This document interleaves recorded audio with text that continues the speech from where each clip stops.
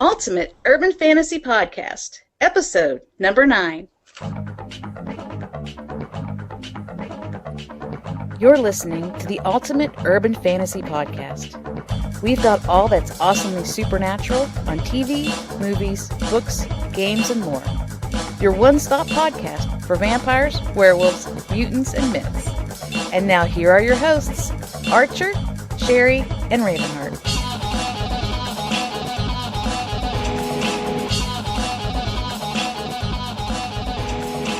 Hi everyone, I'm S.A. Archer, co-author of the urban fantasy series The She.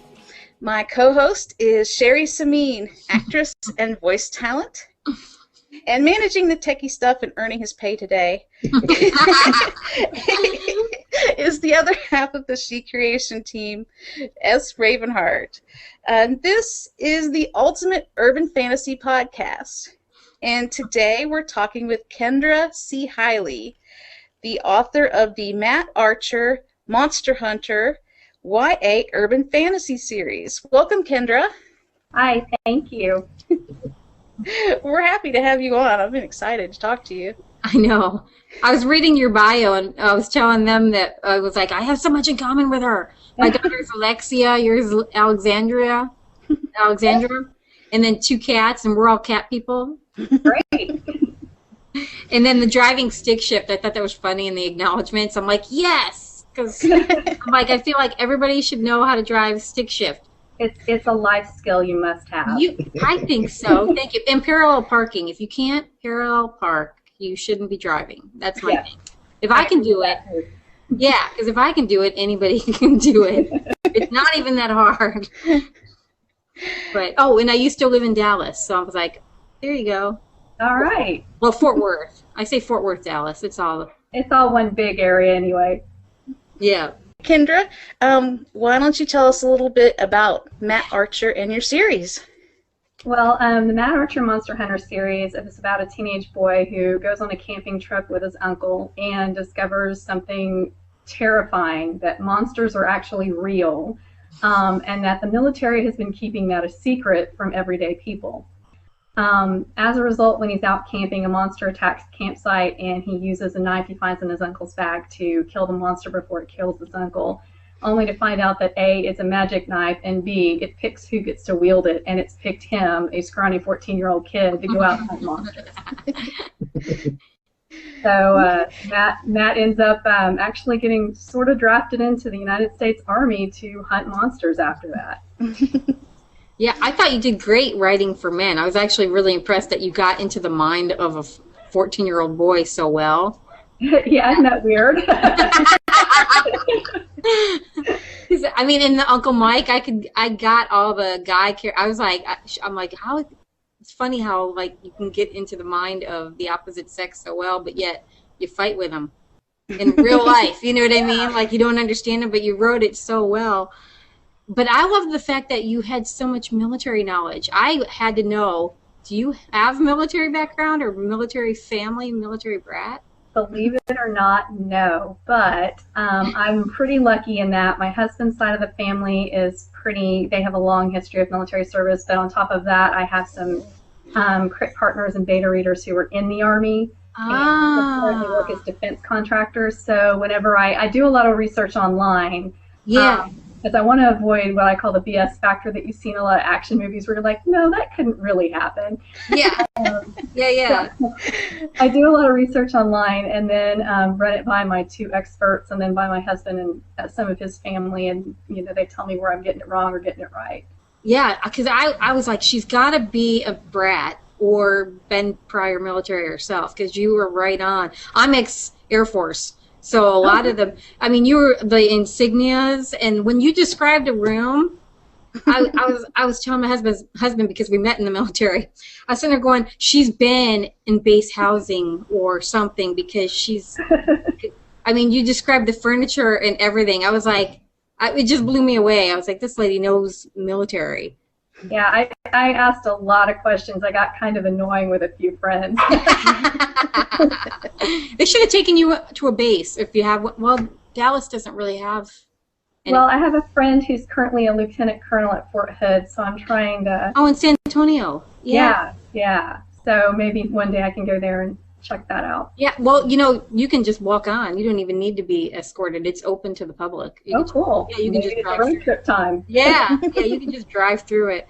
Yeah, Air Force, they have guards and a gate and all that, but Army, you can just, I grew up near Tinker Air Force Base, and my mother-in-law lives 5 minutes from there, so we drive by the base when we go visit.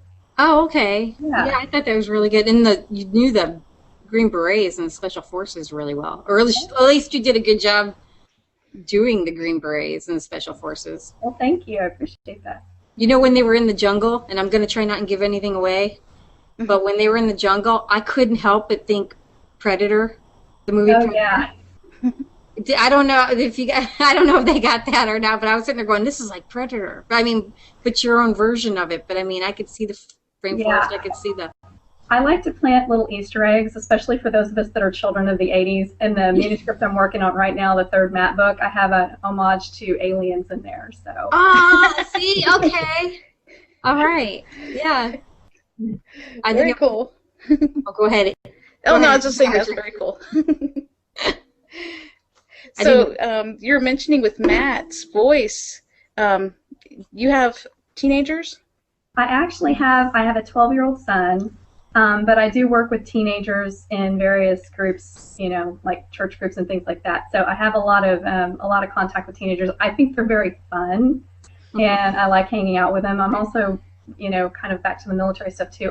I like to observe human nature and observe people.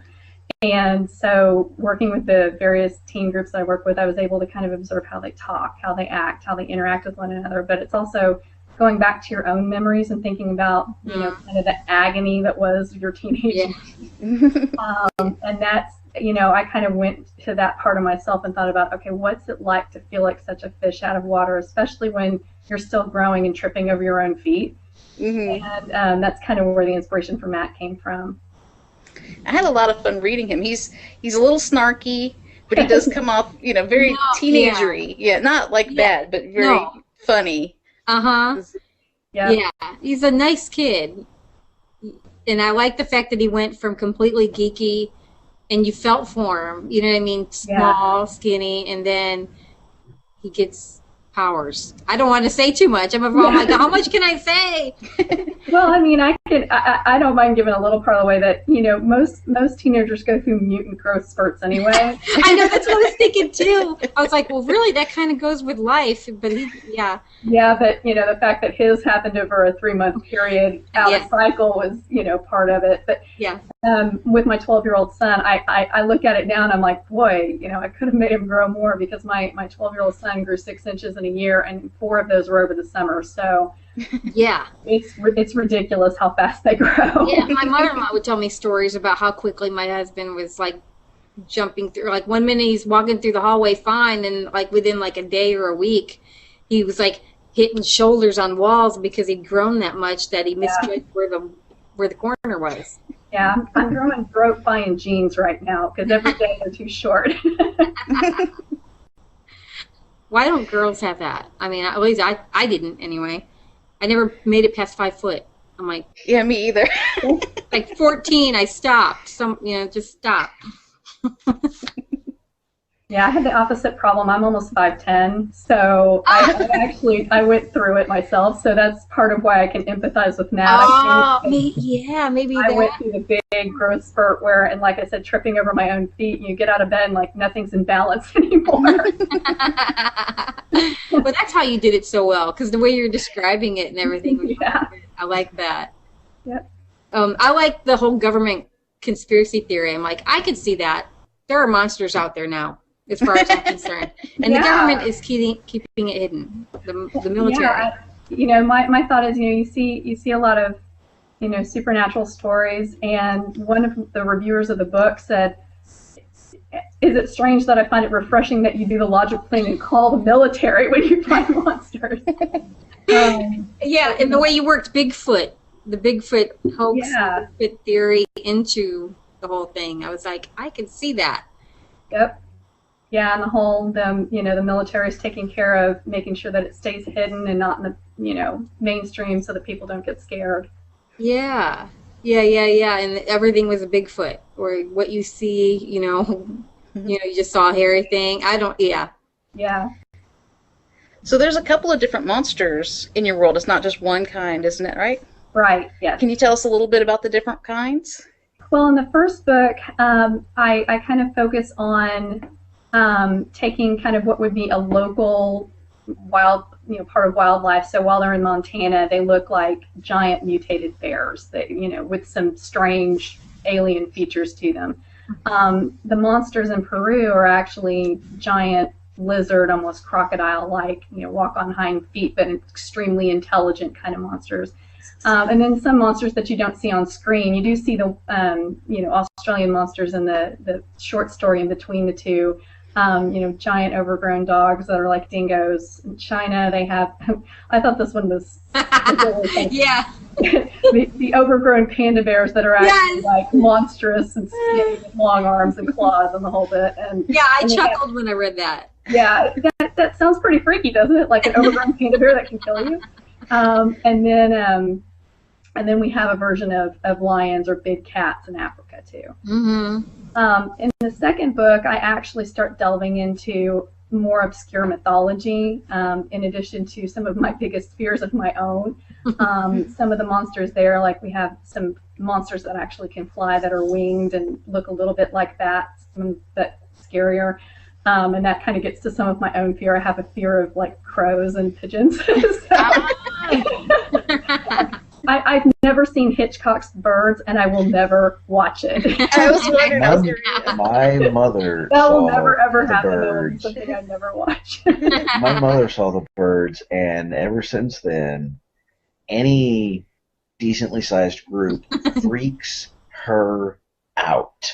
Oh yeah. It's like Jaws, but for the birds. It's crazy. We have a bird called a grackle in Texas. Oh yeah. Big flocks of them, and they just invade everywhere. Well, I came out of my office one evening right around dusk, and there were about 40 of them roosting on the cars, and I just about ran back inside. They come in like millions. I mean, they take over the whole. Yeah. Yeah. Oh my gosh. Yeah, I remember. I forgot about those until you brought them up because I'm not in Texas anymore. They're scary to me at least. Yeah, it's like why can't they go the way of the passenger pigeon? I don't know. You're rooting for extinction. Well, at least let's call the herd a little bit, or the flock. I mean, it's crazy how many there are. Yeah, there are literally millions. And when you talk about my worst fear ever, it's a huge flock of grackles. I would just have to stay inside. And they're so loud too. They're like gangs. They're like gangs, and they don't care that it's midnight. You hear them, calling away and making all that noise. They don't sleep. I swear to God, they don't sleep. They don't. They're always going. So it's crazy. So where did the whole concept of the book come from? I was curious where that, because I liked it. I loved the whole idea of monsters and everything.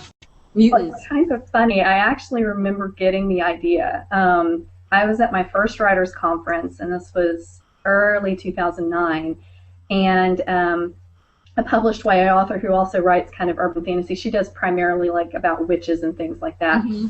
She was talking about the whole Twilight craze and how, we were talking about boys and how they don't read YA because, they see a lot of covers and it's pretty girls looking sad. And she said, that's the thing about boys. They don't care that vampires are misunderstood. They just want to kick vampire ass. Yeah.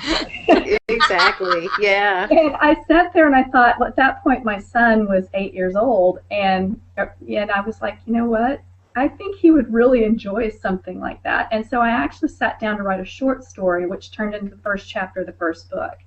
Oh, wow. Because I wanted to show this kid kill a monster, and then, monsters are real, right? And I thought he'd think it was fun. So I posted it on my critique group to have him read it, and everyone just went crazy and said, you have to keep going with this. Oh, wow. Absolutely. It's a great first chapter. Very, draws you right in, and you're like, okay, what are we going to do now? Yeah. Yeah. I mean, I love Matt's reaction to it, too. Like, he's not, all, woo, I killed a monster. He freaks out. Yeah. like anybody would with their when they kill something. Well, unless you're a sociopath, but I mean, 'cause especially something like that, a big giant monster that you can't even explain, let alone the fact that you just killed it.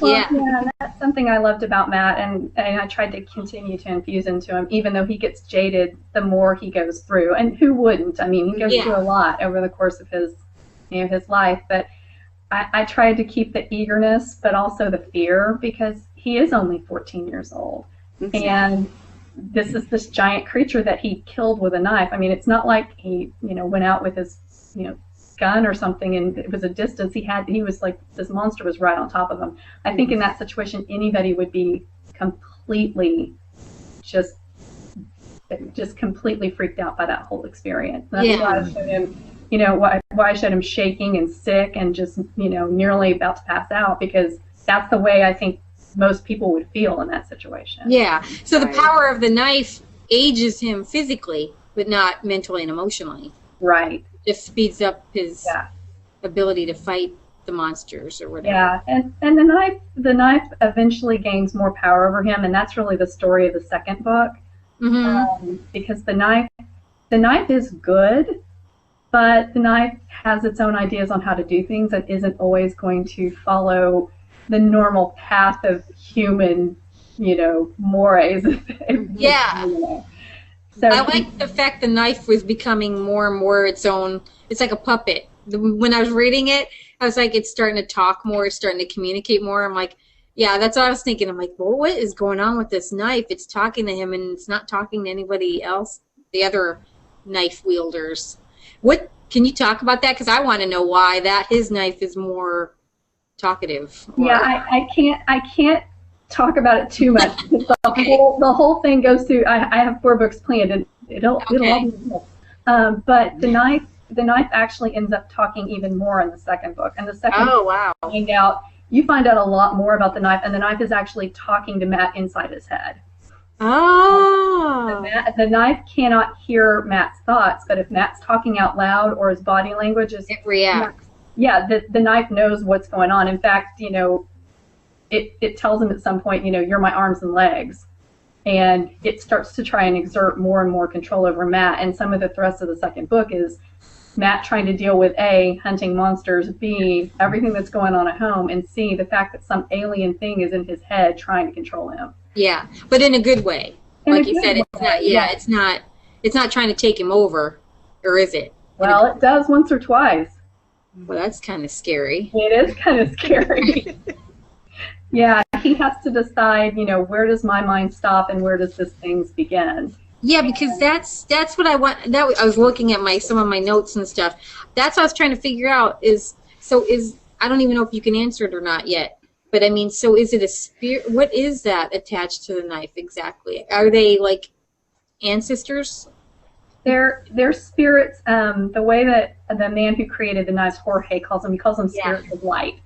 And he's basically managed to bind them to the knife itself. So while the knife is still just a tool and an inanimate object, it has something attached to it that is not of this world, basically. Okay. And it has its own agenda, and it has its own thoughts on what it's going to do. And because Matt is more susceptible, and it's a good thing, but it's still a dangerous thing, since he's more susceptible to it, it's able to exert more, influence. Which I like.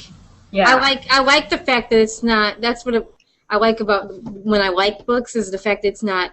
This is this and this is that. I like the fact that the knife is good, but yet at the same time, it's not doing everything. Well, I don't want to say good, but I mean the whole, like, it's trying to control him, even if it's for a good reason or whatever. It that's not good. Yeah. I like. It's got its own mind about things, and sometimes it disagrees with what Matt wants to do. There's some pretty funny scenes in the second book when he figures out something pretty key about the knife spirit itself. There's some pretty funny scenes in there where it starts to control what he's doing, in particular related to his girlfriend. And Matt decides that, that's the point at which, okay, this is not cool anymore. We need to figure out what's going on here. I also like in the first book because that says I only got to the first book. I didn't get to the other one. But I love the fact that so many people were figuring out his secrets so fast, like in his age group. I'm like, that's so typical because nobody in that age group can keep a secret anyway. Right. So I thought it was really funny that everybody was in on it, and yeah. I just thought that was really funny. Well, and especially, his sister Mamie's not going to let anything go.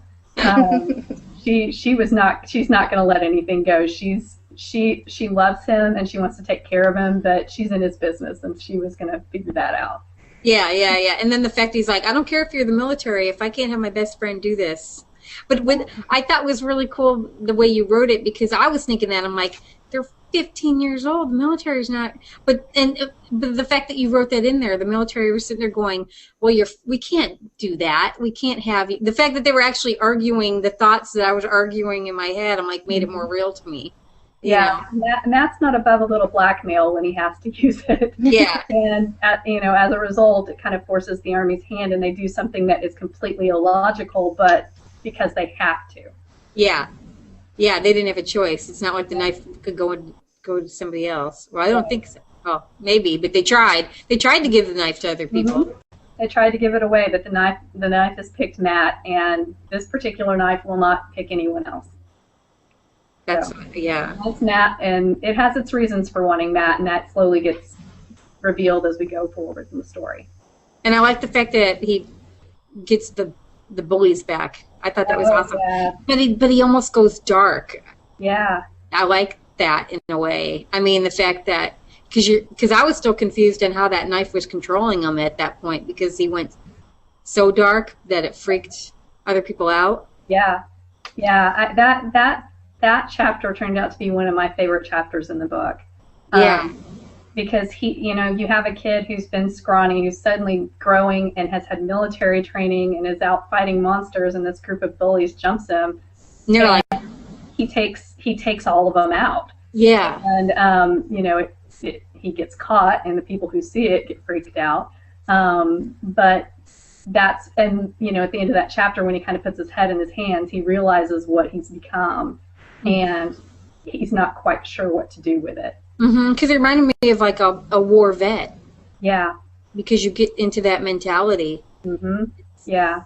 Fight or die. Yeah. In fact, didn't your monster? I think when the monster said that too, it was like fight or die. Yeah, exactly. It was like kill or die. Yeah, exactly. Yeah. And he, in the second book, he actually has a little bit of a PTSD episode at school, and it's he starts to have just some increasing issues as he goes along, and to me it makes sense. I want to make it as real as possible, and if you have somebody that's in the military that's in combat, it's going to change who they are. Exactly. And, how do I change who Matt is and still make him likable, but show the progression of what all of this is doing to him over the course of time? Exactly. I mean, I think I've talked about that on maybe with just Archer and Ravenheart off camera or off the podcast. But I mean, some people can handle the stress of war better than others. But some people, for whatever their background, it's not that they're weak or what. Some people just can't. And that's why I like the fact that you worked that in there, because people don't. Well, at least they're talking about it now. I mean, when I was in, that was a while ago. That was like 92. I mean, I remember people coming and they had complaints over Desert Storm and issues. And back then, the military wasn't taking them seriously. Yeah, I remember that too. Yeah. And there was some real issues, not to mention physical issues because of stuff they were using over there. But I mean, I like the fact that you put that in there, because that's and more aware, making people more aware of it, because it's true. Well, I mean, P.S. that whole thing goes back to hundreds of years too, but nobody called it that back then. Edit. No. That's not too bad. So with Matt changing with the knife, and you said you have, is it 4 more books or 4 books total that you had 4 planned? books total, and then I have what I'm calling a secret project that I might tack on to the end. It's in the universe, but not not Matt's story essentially. Right. But yeah, there'll be 4 books total, although the 4th book is looking pretty long. I'm hoping I don't end up having to split it into 2, because it annoys me when they take the last book in a series and split it into 2 movies. It may just have to be pretty long, but yeah, it's going to be 4 books. It's going to take him through the time he turns probably 19. He'll probably be 19 by the end of the book. Okay, so it's a definite stop. It's not a maybe I'll go on. Definite stop. His story definitely has an end. I've actually written the end of it, so I knew where I was going. Okay. And that's kind of fun because now I can plant clues as to how we're getting there. But yeah, I've written the last 2 chapters of the final book and the epilogue, so I know where I'm going. That's cool. And what is interesting with the way you were talking about taking, some serious sort of adult type emotions, and it's not like you think. Some people think YA and they think it's going to be kind of cartoony or kind of,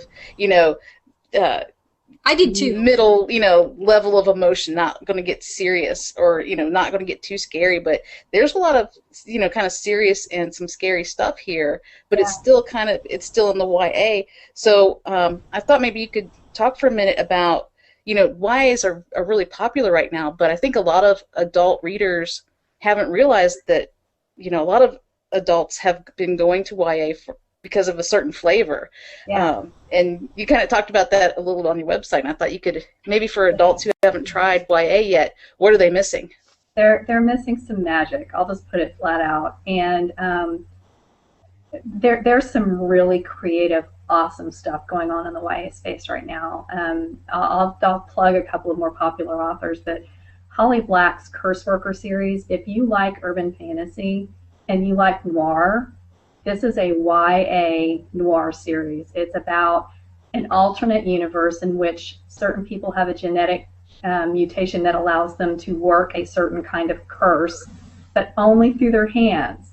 So in this universe, everyone wears gloves.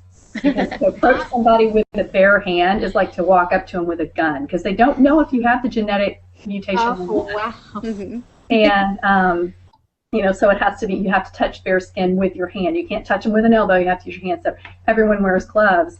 And, because it's noir, the kid's part of a family who all has curse worker, kind of traits. He thinks he's the one that doesn't. And, they all have traits, but they use them to be con artists. And they work for the curse working mafia.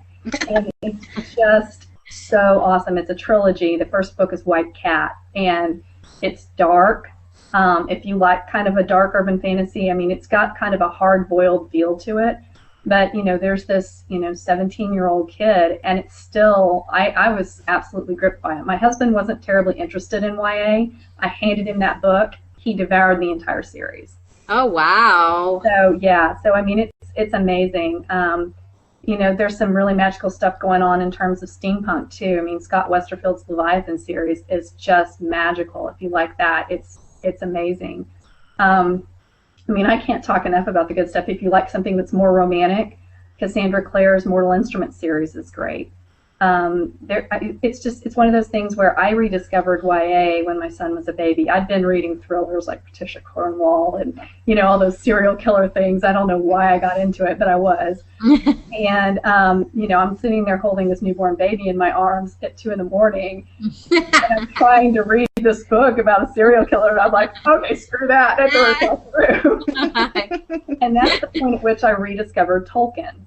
And I started reading Tolkien again, and I remember reading, The Two Towers out loud to this little tiny baby while I'm feeding him in the middle of the night.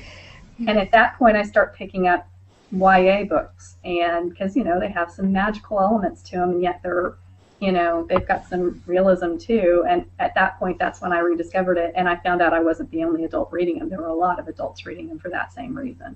Mm-hmm.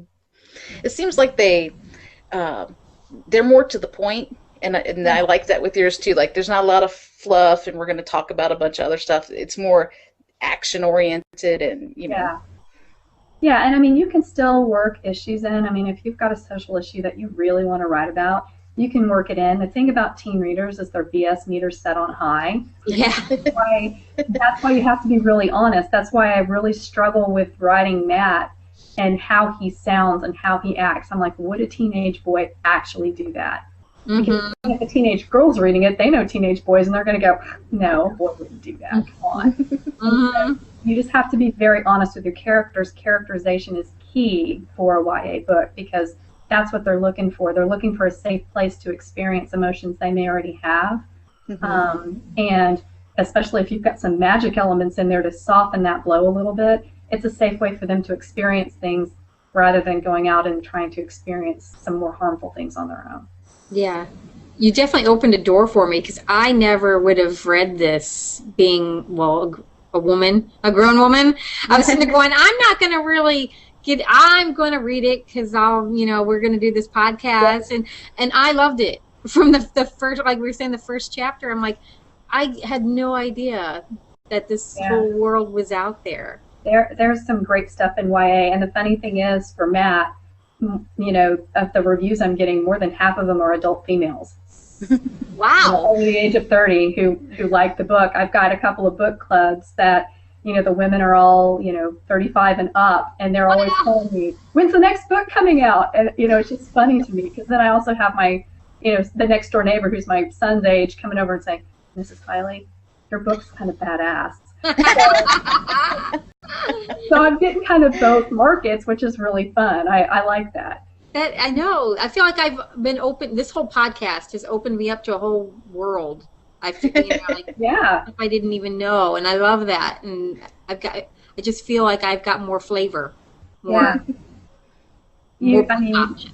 There's so much good stuff out there, especially in the urban fantasy area, because that's where a lot of it's happening. A lot of really great stuff out there. One of my favorites recently was it's urban fantasy, but it's a different kind of society. But it's called the Scorpio Races, and it's about water horses. And they're in this race where people try and tame water horses and run and try and win. And this girl whose family, they're orphans, she tries to run a regular horse in this race against all the water horses. I mean, it sounds crazy, but the writing is so rich and the depth of the story is so amazing that, I just can't believe some of the things that are coming out in the YA space right now, because some of it's just absolutely gorgeous, just really rich and wonderful. Very cool. I read the description for book 2. Okay. And you have zombies in book 2? I have zombies, but they're not typical zombies. Yes. Okay. Tell us your zombies. My zombies are what I'm calling the Taken. So the bat things that come in the night to steal people away from these poor villages in Afghanistan, they actually are taking them to something. I can't really, spoiler alert, right? But they're stealing their souls, and so they end up being minions to the thing that's stealing their souls. And instead of looking like your normal zombie, with the blood and the, their eyes are completely black. They're not cataracts. They have nothing but black in their eyes, and they're completely pale, like almost like all the blood's been drawn out of them, and they're thin, and they do stumble along, and they're really strong like a zombie. But really, instead of being like this mass horde that's running around trying to eat brains, they're slaves to this thing because they basically had their souls removed and been put in thrall. So they're very zombie-like, but they're not typical. So one of our in jokes is how to survive a zombie apocalypse. So what should we do to survive this zombie apocalypse? It's funny. I did a blog post about that. I'm telling you, the more people I talk to, the more I had no idea that this is a discussed topic. It is. But I'm highly discussed. It's crazy. Well, because of my bent with, the whole military thing, I'm thinking, okay, zombies just don't move that fast. That's what they do. And but I'm thinking, okay, as long as it's not like this huge viral thing, if that's the case, okay. But, if it's the case where after the initial virus goes by and you have to be bitten to become a zombie, I'm calling the army, and we're going to, herd them one direction and take care of it that way. But what I find really amusing is that there's a brand of ammunition on the market right now that's zombie killer bullets. I wouldn't doubt that. I would not doubt that. It's hysterical. I mean, my husband's into target shooting, and we saw him when he was going out to get some ammunition for a target shoot that he was going to go do, and like, and it's working. The marketing is actually working. They're just regular high impact rounds, but they're marketed zombie killer. Yeah. And it's absolutely working. I think the other way to survive a zombie apocalypse is, I love the movie Zombieland. Yeah. And all the rules, I'm like, okay, if I just follow those rules, I can make it, cardio, right? So yeah, but I think the first thing I would do is be calling my local military going, we've got a problem, can someone come help? Yeah. Exactly. So if you're... go ahead. No, I like the fact that at the end of the first one, badass Aunt Jenny comes into play. Because up until that, it was all men. Yeah. It was like all men, all action, which you did great. I swear to God, I knew those guys. You know what I mean? At some point, or fought with them, or not fought with them, fought them. But I was like, and so when she came at the end, I was like, oh, finally, you know what I mean? Yeah. Like a woman that is going to hold her own. So she's going to come? Is she going to? I don't know how she's working into the next ones. Yeah, she's in the next one. In the short story I have, which quick plug, free on Amazon. It's actually kind of her story and Mike. She's on the operation with them she's an intelligence officer, because as of right now, women still aren't allowed in combat, especially with the Green Berets. They're not allowed in there. Yeah. So for realism's sake, unfortunately, I can't have her doing combat, but I can have her there as a scout. I can have her there as an intelligence officer, and she's still pretty badass. Yeah. So Mike and Julie are on this operation because there are still so few people in this program that it's kind of doesn't stretch credibility that she would be along. And they go to Australia to take care of the dingo problem there, and some things happen, and she proves kind of just how tough she really is. And the last little bit of the short story is their wedding. And then when you get into book 2, they've been married about 4 to 6 months, and so I'm trying to adjust to the fact that they're married, and not too big a spoiler because this happens in the first few pages. You find out that Mike's been stationed at the Pentagon with Julie and is no longer living in Montana with Matt. Oh. Yeah, so that's one of the major themes of this is Matt's feeling very abandoned because his big brother leaves for college. Yes. Mike leaves, and then he finds out some other things that are going to change. And he never had a dad either. He never had a dad. He does find out a few things about his father in this book. Little extra comes out, but he's feeling very abandoned. And then on top of it, the knife's trying to take over. So on one hand, he's trying to struggle to stay himself, and on the other hand, all the people that he loved who took care of him in the first book are kind of spreading out a little bit. Mm. So he has a really rough time in Blade's Edge. It's not an easy time for him. That's actually a good topic too. I mean, not only the other stuff we were talking about, but the fact because there's so many non-father homes or family, you know what I mean? So that was another, I think, really good, realistic thing to work in there too, that they go, especially boys. I'm all girls too. Girls need their daddies too. It's hard for single parent homes, and I loved having Uncle Mike there as kind of the father figure for all of them. Mm-hmm. Having him deploy, that's one sense of tension, and then when he gets back, they're thinking, oh great, he's back, it's going to be good, and then he gets moved to the Pentagon for good. Mm-hmm. And so that's the whole thing of Matt's life. All the stability he's ever had has just come completely unglued in the last year. Mm-hmm. And that's military too. Yeah, I mean, you got to get people are coming and going. You can't go, well, I want you to stay, or I like that too. Right. You can't, even if you want it, you have to go where they say. And Matt makes the comment, I should be glad that Uncle Mike at least gets to live with his wife, because it's entirely possible that the two of them will be split up. If Mike ever gets called up to go on some monster hunt with Matt, Julie stays at the Pentagon to work with the general. So one of those things where it's somebody's always missing somebody. Mm-hmm. And that's a very realistic part of military life. Yeah, I think so. I'm sorry, Archer, I cut you off. That's fine. I was waiting for the conversation to lull. Okay. I was curious with the with the monsters, if you could explain for the listeners, where are they coming from? Are they more than there were? What's sort of the idea of the monsters and their development?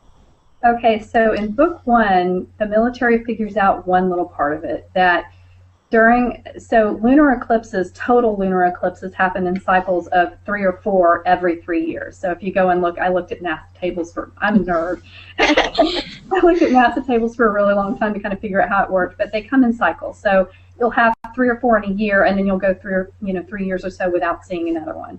And so what they figured out is whatever continent was experiencing totality, like full totality for the eclipse, a band of 13 monsters would show up the night of the eclipse. So some places, like China, would have 36 monsters running around because of the way it fell. They all ended up getting totality 3 times, and boom, all of a sudden all these monsters are running around. Whereas Montana only had the one. And Matt's like, but why do they even show up? Because what they're thinking is that the monsters are showing up in those particular areas to find someone in particular. Like in the first book, they're looking for the man who made the knives. And so they think, okay, so there's got to be somebody in each of these locations they're looking for, but they can't figure out why they showed up in Montana. But Mike keys in on the fact that he brought the knife home, and then they had the eclipse, and then here come the monsters. So maybe they were following the magic of the knife. They don't know for sure. So there's a mystery there, but the bigger question is, okay, who let them in the first place? Why are they here? Yeah. I get to I open up that a little bit more in Blade's Edge, because you start seeing different monsters, and you start seeing, mythological creatures coming into play. The first scene in Blade's Edge is they're going out to the Himalayas to take care of some minions of the goddess Kali. So, they're out there fighting 4-armed women, right? Where did they come from? And again, 13 of them come running down the mountainside. So they know that they're going to come in groups of 13, but they have no idea what's going to come, where they're going to come from, and why or when. So they realize that something bigger has happened. So yeah, this first round of monsters has come, but now we're starting to see more and more paranormal activity throughout the world. And we have no idea where it's coming from. So during the second book, you get a few more clues on that. In the third book, you get even more. And then finally, in the fourth book, it's all kind of laid out as to why it happened. But it's kind of surprising. There's some people at fault for this. So it's not just a supernatural thing. Hey, let's go invade the Earth. The humans actually brought some of this down on them. So over time, they figure out how it happened. Okay, cool. I like the whole the working in the moon phases and the whole, Peruvian, not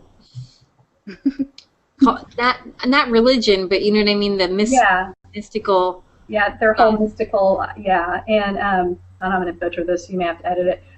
Zoroastrianism, the religion it's a Persian religion from way back. It's still practiced in some places. In fact, there's a Zoroastrian church in my town, of all things.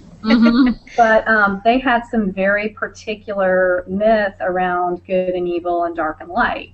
And so when they go to Afghanistan, that's what they're encountering, some of the creatures out of that particular, religion. So like a Percy Jackson, where he's doing all Greek mythology, I'm pulling out the kitchen sink on mythology, looking for some really obscure things and trying to tie it all together, because it's really funny when you look at ancient myth across just about every culture. They all have a creation story that involves dark and light. They all have good and evil tied together. Exactly. And so I'm using that as kind of my springboard for the whole idea of where the monsters are coming from.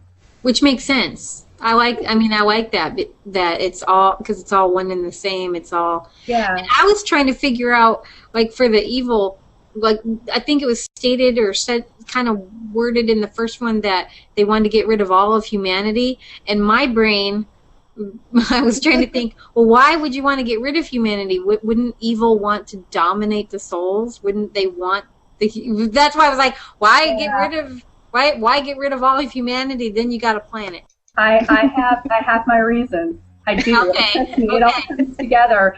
There's a bigger fight going on, and we're just kind of like pawn pieces in it. But I like that, because that's what I was. You know what I mean? You raised that in me. I was like, wait a minute. I don't understand why they wouldn't want the souls of the humans. So that's good. Yeah, yeah, we're at stake as a group of beings, but in a much larger context than even the characters know at this point.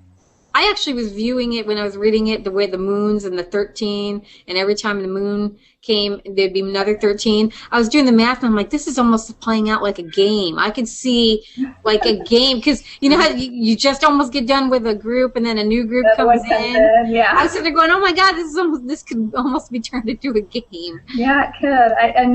Another thing that people have told me is that it reads kind of cinematically, which kind of lends back to the game thing. And the way I write is I see pictures in my head, and then I try to put them on the page as best as I can. That's what we say, because I say it's a movie. There's a movie playing in my head, and I write what I'm seeing. I don't even have to. Sometimes it's like you don't even think. They're talking. They're just, and you're seeing, and you just write down everything they're saying. Yeah. You know, pretty much. I mean. I told my husband I do some of my best writing in the car because I'm playing the movie in my head, right? Yeah. And then I just go home and scribble it down. Things come to me in the shower, and I don't know why. I mean, I think it's the quiet and the water, that constant drumming of the shower, and I'm alone, and I don't have bombarding outside noise. But all of a sudden, I'll just be like, oh, God, I don't have a piece of paper and a pen, and you know what I mean? Then I have to get out of the shower to write stuff down. Yep. Yeah, I also have pretty good ideas on the treadmill, like if I'm jogging or on the elliptical. What do you do? What else are you going to do while you're standing there is think, and I tend to get on a good tangent. I don't know if it's the endorphin rush or what, but it works. Isn't that funny how all writers have their own like thing that? So when you're in the treadmill, do you have like a thing you can talk into, or do you stop the treadmill, or? I play the scene multiple times. If a scene comes to me, I go back to the beginning and play it and play it and play it. And then as soon as I get done exercising, I kind of jot down a couple of notes. I have a notebook in my car. Yeah. And then, you know, since I've played it 3 or 4 times in my head with the notes, I can usually use those as kind of a prompt to write it out. That's pretty good. See, I'm always afraid that if I don't write it right now, I'm going to forget it. Or, you know what I mean, and I have forgotten some scenes because I didn't get enough of a prompt written down. So, yeah, no, I totally get that. That's so cool. Yeah. So when can we expect the 3rd book? The 3rd book's going to come out late summer. I'm hoping for end of July, but it might be August just because some other things are going on. But I have the first draft written. One of my crypt partners is currently shredding it into confetti right now. So, I mean, you guys are all writers. You know how that goes. I have an awesome crypt partner, hi JR, who really, really likes to tear my manuscripts up, and I'm very thankful because that makes the work so much better. So I'm waiting on those pages to come back and do another round of editing, and then I've got a second set of crypt partners who look at it, and then it'll go to my editor. I probably over edit. I have someone that looks at my first drafts, my raw stuff, and then once I kind of get things ironed out a little bit, I send it to JR, and then it goes to another round of people, then it goes to my editor, and then it goes to beta readers. So I know it sounds a little insane and crazy. You're not the only one to have multiple people. Yeah, I just want to make I actually don't know how many people we have. Yeah, you want to make sure your makeup's on before you put it out in public, right? Yes. So since 3 is in with the critique partner, are you working on 4 while you're waiting? I'm working on 4. I've got an outline. I've got about 10,000 words done on it, and I've got an outline, and I've jotted down some notes for some scenes and sketched out a few scenes. But I'm also working on a couple other projects, so I'm trying to fit a bunch of stuff in right now. I got a lot going on. On top of the day job and the kids and everything, but yeah, I've got some pretty broad strokes started on it. So what is your other projects, or are they far enough along to talk about? Yeah, I've got a contemporary YA that I'm working on right now. It's not urban fantasy, but a contemporary YA about a basketball player who she's about to get a college scholarship and breaks her leg. And kind of the aftermath of that, it deals a little bit with prescription drug abuse. So, that's kind of a book of my heart. I love writing urban fantasy and things like that, but that book just really called to me. So I'm working on that right now. I've also got a dystopian that I wrote in between the first and second Matt books, because I've been working on the map books for a while, and it's set in North Texas, and I'm thinking about doing that as a novella series. So I'm getting that back out and trying to see if it'll work as a novella series. Very cool. Yeah. Where can folks find you online? I have a website. It's www.Kendra C Highley, and I have to tell everybody it's Highley because everyone wants to leave the E out. .com. But honestly, if you search on Kendra Highley without the E, it'll still find me. I'll come up. But I've got information about my books and my blogs out there, and contact form if you want to contact me is there. And then I'm on Twitter, just Kendra Highley on Twitter, and Facebook is Casey Highley. My Facebook page is Casey Highley. Very cool. Are you active on Twitter and in the social accounts? Oh, I am really active on Twitter. I'm too active on Twitter. Yeah, I enjoy Twitter. Facebook I use more for just, I post blog posts, or like today, I'm very excited. Today, Matt Archer's the Indie Book of the Day on the Indie Book of the Day site. So I post news like that, and sometimes funny stuff, and sometimes scenes I'm working on, kind of as teasers for the next book. But I'm, in terms of kind of day-to-day stuff, I'm more on Twitter. Very cool. Did you have anything else, Sherry? No. Well, I mean, I was grabbing stuff as I was going, and I don't write stuff down and see it leaves my brain. I had a couple, and then I went, well, I'll get back to that, and I didn't write it down. I can't remember. Mommy brain, whatever. Where I'm just really bad at that. Like, if I don't do it right then, it's gone. But no, I think that's it, because those were my, like, I had to know as the reader. Yeah. And I get to talk to you, which is awesome.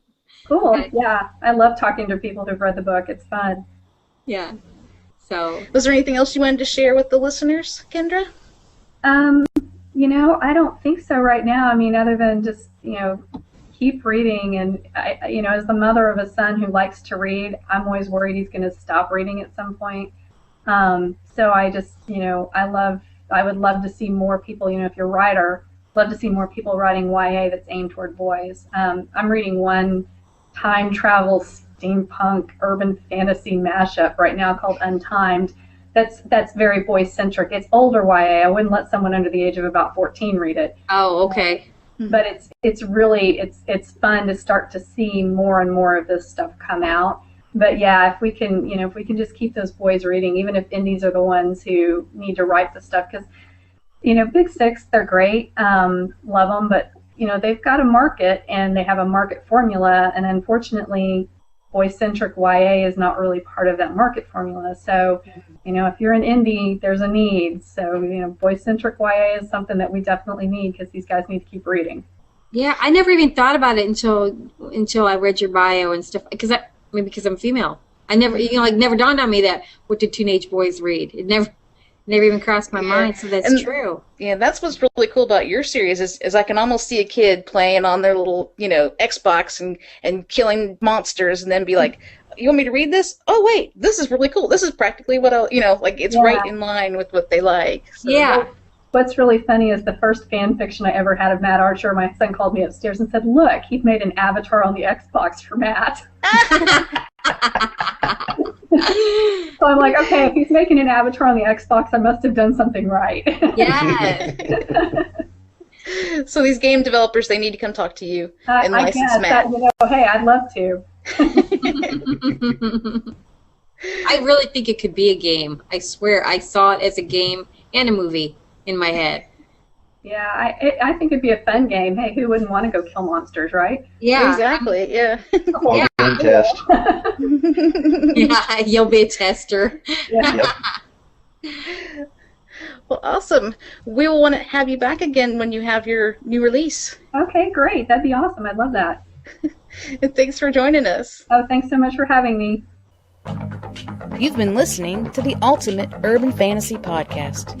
Find us on the web at ultimateurbanfantasy.com. Make sure you sign up for the mailing list for updates and goodies. And hook up with us on Twitter, Facebook, Google+, and YouTube. You can find out more about Archer and Ravenheart's The She series at shetouch.com. That's SIDHETOUCH.com. See you next time.